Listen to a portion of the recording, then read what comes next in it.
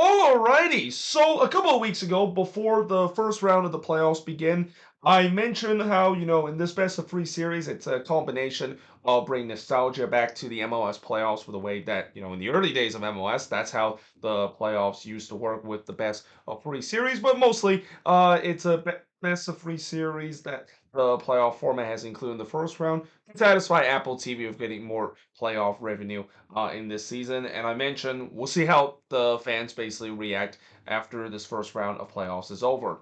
Yeah, little do we know that after 2.5 weeks of these first rounds of playoffs, fans have not reacted positively toward the way that this playoff format and especially of how this first round of playoffs and the best of three format has been. There's been a lot of negativity, and in this video, we'll go over some of the common negativity I've heard from fans, and that obviously, I think the biggest negativity coming out of this best of three format and coming out of the first round playoffs, it's too long.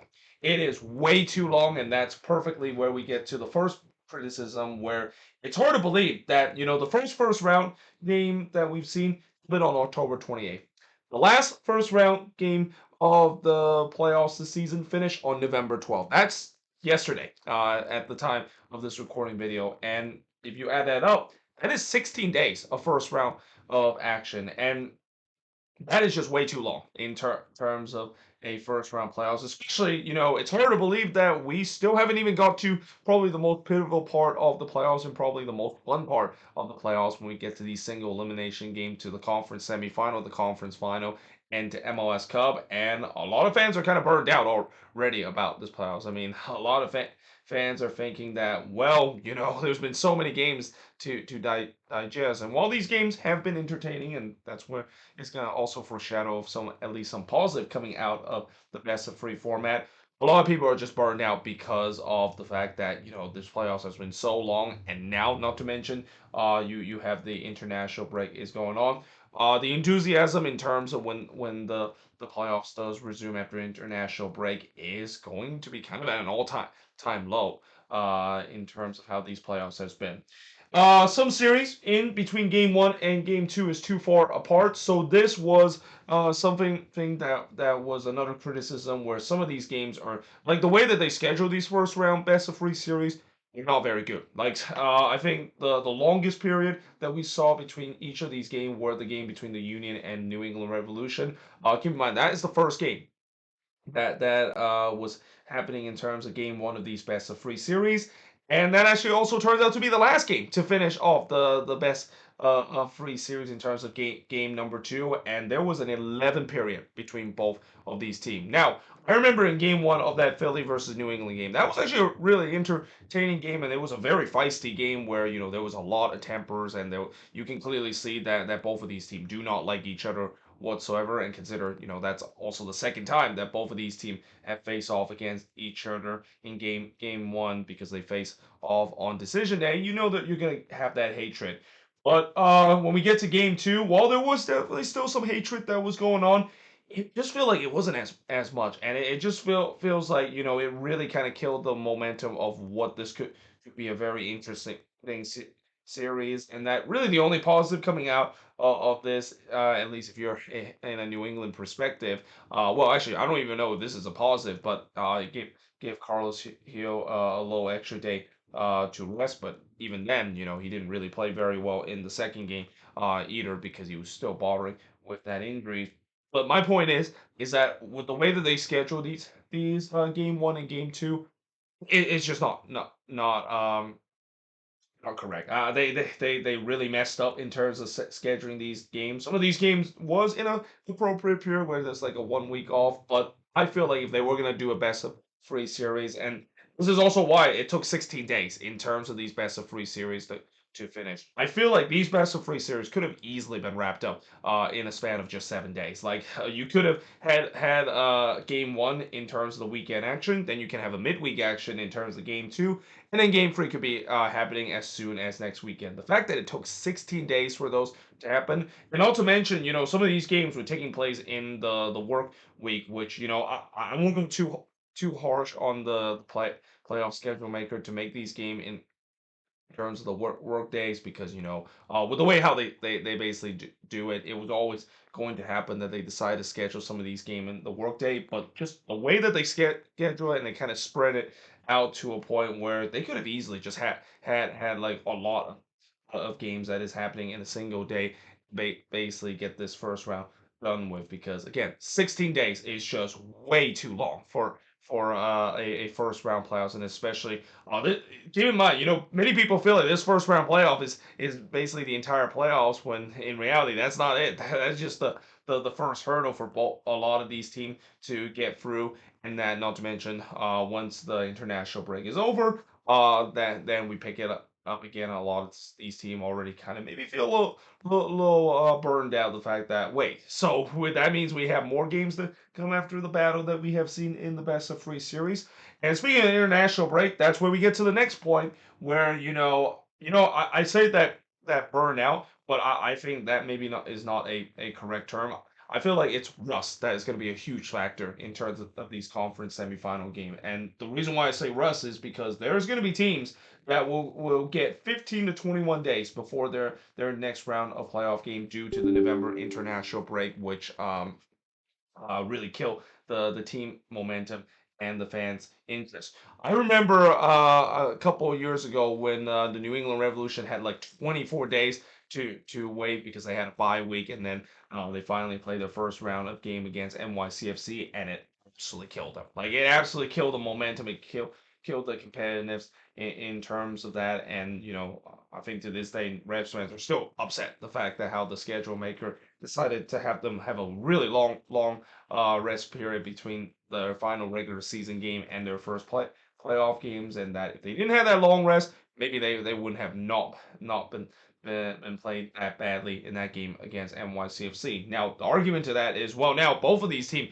is going to suffer the same consequences. I mean, as I mentioned, all these teams will get 15 to 21 days, which is fair to say, but again, just kills up the team momentum. It feels like it's like a reset in terms of it. And I just feel like this playoffs, it's kind of almost like split into two parts where you get the first round of playoffs and you get kind of the exciting thing action for the best of three series. And then little do we know that there was going to be a second part, which is when we get to your traditional single game elimination out of these playoffs. And that should not be how it works in terms of playoff format. No one likes a playoff format where it's kind of feels like it's been disjointed and split into two parts, and that's exactly what we're seeing right now. It's going to kill a lot of teams' momentum and also the fans' interest too. Again, the fans are already burned out in terms of the best of three series, so I don't think a lot of them will be interested to realize that yeah, the playoffs is still going on is even after the international break. Like you have to be a diehard MLS fan, which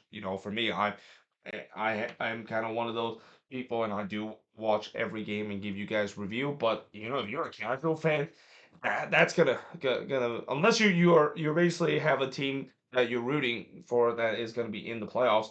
Neutral fans are not going to be drawn in, and that I also won't be surprised when we get into these conference semifinal and these conference final match. And another thing that I think is going to be key coming out of this playoffs, we gotta have to see how the rating does. And I would not be surprised if the ratings is going to be bad, especially once we get to the conference semifinal and the conference final game. Because, well, yes, the fan interest is still going to be there in terms of a fan that is rooting for a team that is still in the playoffs right now.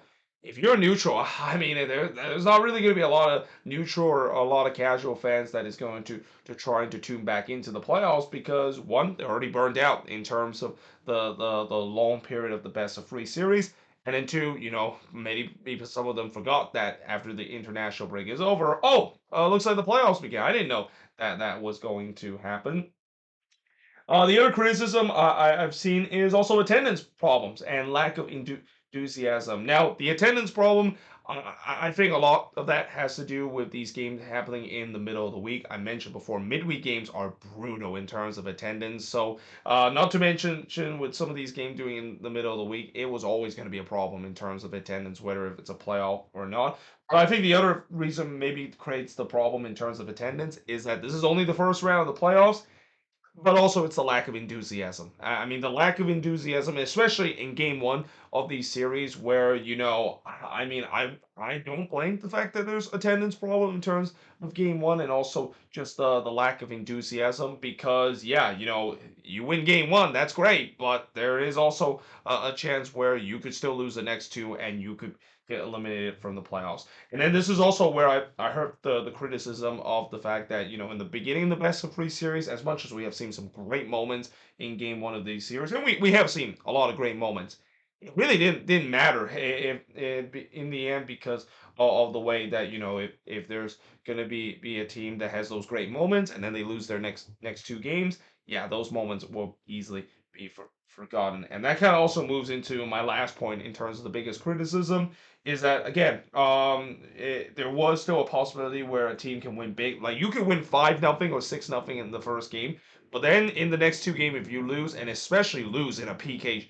shootout, oh boy, that is such a brutal way to lose. In terms of the playoffs, and basically ba losing in the playoffs, and basically not move on into the next round. Now, obviously, the good news about this year is that we didn't have that issue, because all the team that won game one eventually went 8-0 in terms of that. But still, imagine if that was going to be a possibility, and this is again goes back to what I said of how, as much as we have a lot of enjoyable moment in game one, if those the team that won game one and they lose the next two games, those memorable moment in game one will just easily be forgotten. And that, yeah, again, that was a big flaws in terms of the best of three series. It really is a flaw in terms of these best of series that we see same in all other sports. I mean, in baseball, you're not gonna remember a lot about like if in baseball, if there's a game that wins 7 games, you're not gonna remember how this guy hit a grand slam home run in game one, and then eventually they still lost the series in the end. I mean, it might be a footnote, but it's not gonna be remembered in game seven or even game six of a 7 game series in baseball, and someone hit a walk-off home run. I mean, that's what will definitely be remembered more than what was the grand slam that we saw in game one. Now, talking about the positive, and again, as much as there's been a lot of criticism, and this video is mostly talk about the criticism, there was some positive. Obviously, I feel like the games are definitely more competitive. I mean, I think the reason why the games are more competitive is mainly because teams were trying to avoid to go into a PK shootout. I mean, the PK shootout, as I mentioned before, it's always going to be a crapshoot. No matter what people tell you, how there are definitely some skills involved, there really isn't. I mean, unless you have a very decent goalkeeper or you have Tim Melia in goal, it's really a game of luck. And honestly, the way that a lot of these teams wants to avoid the crap shoot like that, they want to be competitive. They want to go on the front foot and win the game, and that's kind of what we saw in terms of these games. I feel like these playoff games were definitely more intense, and I would say easily just as intense as we would see in a single elimination kind of game. And then, of course, the other positive is that it does guarantee the lower seed team a home game. Though again, that you could use that as a negative, and especially this was kind of the big negative in terms of the whole regular season in general, that it kind of make it more meaningless now that, if you, as long as you make it to the playoffs and you're not the ninth seed, you're going to guarantee yourself a home game no matter what. So yeah, that's kind of the thing that you can see. Some people can use that as a criticism. It rewards these mediocre team a home game, even though they didn't earn it in the regular season.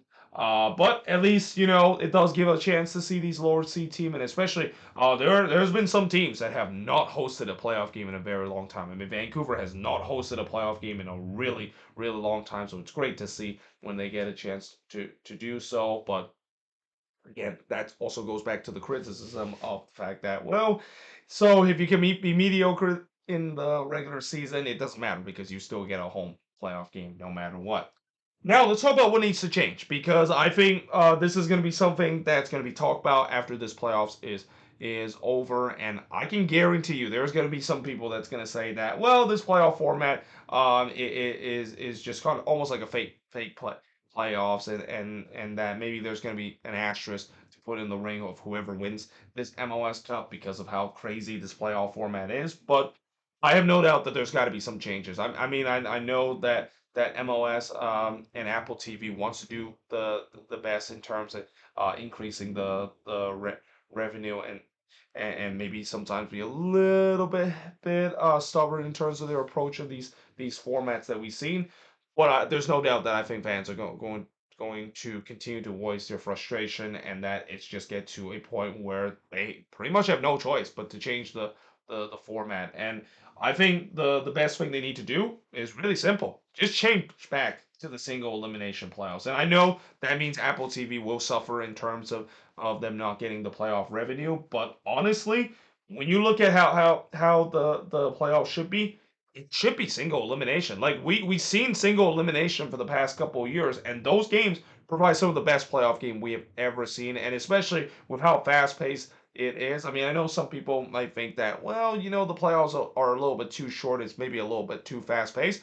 I disagree. I like it the fact that it's fast paced. I want that kind of nonstop kind of energy action in a fast paced kind of games. And then before then, we of course would crown a champion. And also, I would say that this is kind of almost like a traditional way to approach, because you see this happen in other country in the world where when they have those domestic competition, it's kind of the same thing. You have the single elimination game, and eventually you award the winner of the competition. And I don't think a lot of people complain the fact that those were taking too quickly, or those were too fast paced, because those that's how, of course, it's work. And that I feel like the traditional way in terms of this game.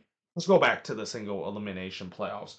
And then the second thing that I would say that could be changed is, if Apple TV really want more playoff games, they could also bring back the two-legged affair.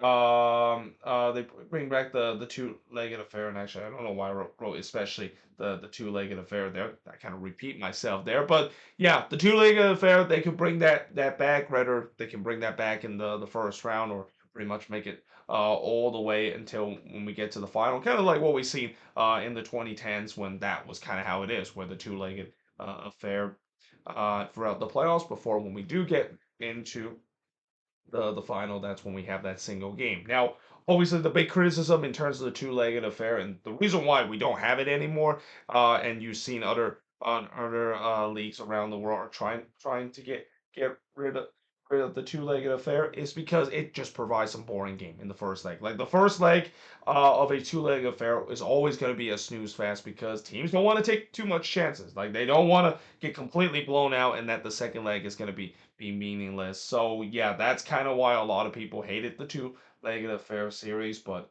if Apple TV really wants more playoff games, then bring it back. And I think another thing that I'll say that will need to change, and it kind of doesn't have anything to relate it to the playoffs, and I didn't write it on the board.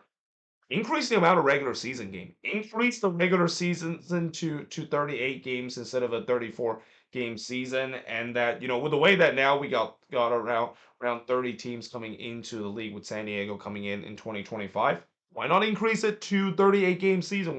Why not have more chances of teams able to play their conference, and also have these interconference matchup, which is always interesting to see. So yeah, I can see that of course would help out, and especially it would also help out Apple TV. I mean, it won't be playoff revenue, but at least they get more games to broadcast, which could be easily as good in terms of the revenue standpoint, than them just having way more playoff games that we're seeing right now with these best of three series. And then talk about the 38 game season, and kind of relate to what I said about the final point of what things could be changed, is they can either finish the season before the November international break, or have the playoffs start after the November international break. Now, the before the November international break would go back to what we've seen before, where teams basically play it those games and finish the season by October, and we have a fast paced kind of playoffs, like what we saw last year, where it only took like 4 weeks for that playoffs to finish. Or what they could do is they can start it after the November international break because the October and November international break has always been a problem in MLS where it kind of delay the season a bit, and especially this year, it just comes at a really bad time with the way that the October international break came right before decision day. It really kind of killed the momentum of some of the fascinating story we see in the decision day because we had to wait so long before that to happen. And then now you have the November international break just kill those storyline and momentum and also the fan interest because of what we're gonna see an all-out sprint to MLS Cup from now and to end. So if you want to avoid that, then why not just think about either finishing your season before the international break or start it after the November international break. And I don't think a lot of people have said about this, and I can understand why not a lot of people said about this because yeah, playing games after November is gonna be brutal, especially in the East Coast. The weather does get really cold as you even get into December. But I argue the fact that I feel like that's is definitely better, especially again, if you're going with a single elimination kind of format, if you decide to play after the November international break, the season is going to end right around the same time as MLS Cup is going to happen this year around December. I mean, it's not going to make any different, and also you not only will be able to either have the season start a little bit late, and again, this is where I'll just use an argument or a counter argument saying that, well, you say that the games are cold in November, but the season starts late February, and if you know anything about late February and even in early March in the East Coast, it's still cold when that happens, and that I don't think it really make too much of a difference other than the fact that maybe in the playoffs you don't want to have a game that is decided by a, having these players playing in cold weather. But again, the other thing I would say is that if you decided to have the playoffs begin after the November international break, you have more leeway now that if the Leagues Cup is going to continue to be a thing, you don't have that situation where MLS is really trying to battle a congested regular season schedule. I mean, this season they have a tons of week games to a point where I think this is probably the most midweek action we have seen in a single season, and a lot of that is because of the Leagues Cup and how it just paused the season and already have a very congested season to be even more congested than it ever before. So to relieve that congestion, why not just start the playoffs in November and basically finish the season? I would say this is also where it can get tricky, where do you finish the season before the November international break? Because if that's the case, then you might face the same issue as what we said about the second point, where teams might get like a week or two before that. But even then, I don't think it's going to be as crazy as like 15 to 21 days as we will see in terms of the conference semifinal is going to happen between the last game of the first game of the playoffs. So yeah, again, this is kind of interesting to see, and I want to let you guys know in the comment section below what do you think of this video, and also what do you think of this playoff format. I mean, again, there's been a lot of hatred, a lot of criticism in terms of the playoff format. I have no doubt MLS is going to change this format. I don't think it's going to happen next year. I would be surprised if they decide to roll this same format as into next year. And I think the one thing that will absolutely make MLS and Apple TV think about uh, fixing the format and changing the format is ratings. When those ratings number does come in, and if it's not at an Apple TV standard, they have to change the format. Like that's not gonna be something that will really force MLS to basically change it. Now, I'm not saying that you should just basically boycott this playoffs and decided to not watch these playoff games. I mean, you still should tune in terms of watching these playoffs games. And I always say playoffs is always a very interesting time in the MLS regular season.